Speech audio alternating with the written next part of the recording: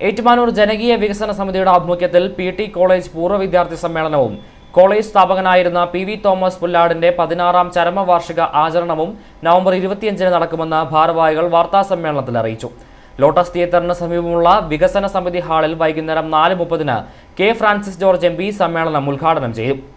ജനകീയ വികസന സമിതി പ്രസിഡന്റ് ബി. രാജീവ് അധ്യക്ഷത വഹിക്കും. എം.എൽ.എമാരായ തിരുവഞ്ചൂർ രാധാകൃഷ്ണൻ, അഡ്വക്കേറ്റ് മോൻസ് ജോസഫ്, കേരള ന്യൂനപക്ഷ വികസന ധനകാര്യ corporation chairperson Stephen George, advocate V. Binu, Suryakalady Suryan, Jayasuryan Bhattathiripad, father Mani Kallappuram, Athirampuzha Juma Masjid ഇമാം ഹാഫിസ് മുഹമ്മദ് അഷ്കർ ബാഖവി, നഗരസഭാ chairperson Lovely George Padikara, senior citizens സംസ്ഥാന president N. Aravindakshan Nair, V publications ഉടമ മൂസക്കുട്ടി, രാജു കളരിക്കൽ തുടങ്ങിയവർ സമ്മേളനത്തിൽ പങ്കെടുക്കും. വാർത്താ സമ്മേളനത്തിൽ B. Rajeev, V. M. Thomas Vembeny, Jaison Thomas, George Thomas എന്നിവർ പങ്കെടുത്തു. 1954 വിദ്യാഭ്യാസ രംഗത്ത് വിപ്ലവം സൃഷ്ടിച്ചുകൊണ്ട് പി.ടി. കോളേജ് എന്ന് പറയുന്ന ഒരു പ്രസ്ഥാനം തുടങ്ങിയത് പി.വി. തോമസ് പുല്ലാടാണ്.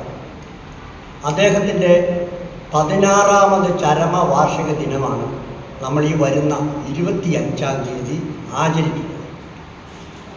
അന്നത്തെ കാലത്ത് വിദ്യാഭ്യാസത്തിനായിട്ടുള്ള ഇൻസ്റ്റിറ്റ്യൂഷനൊന്നും ഇല്ലായിരുന്ന കാലത്ത് നിരവധി കുട്ടികൾ SSLCക്കായും ടൈപ്പ് റൈറ്റിങ്ങിനായും ഒക്കെ സമീപിച്ചത് ഏറ്റുമാനൂരുള്ള പി.ടി. കോളേജിലാണ്. മറ്റൊരു കാര്യമുള്ള ആ രംഗത്ത് അന്ന് മറ്റ് വിദ്യാഭ്യാസ സ്ഥാപനങ്ങളൊന്നുമില്ലായിരുന്നു. 100 കണക്കിന് അധ്യാപകർ ആൾക്കാർക്ക് തൊഴിൽ കൊടുക്കുവാനും പുല്ലാട്ട് തോമസ് സാറിന് കഴിഞ്ഞു. അദ്ദേഹത്തിൻ്റെ അനുസ്മരണ യോഗത്തിൽ ഉദ്ഘാടനം ചെയ്യുന്നത് പ്രിയപ്പെട്ട ഫ്രാൻസിസ് ജോർജ് എം.പി. ആണ്. ശ്രീ തിരുവഞ്ചൂർ രാധാകൃഷ്ണൻ, മോൻസ് ജോസഫ് MLA. ഐ4 ന്യൂസ്, ഏറ്റുമാനൂർ.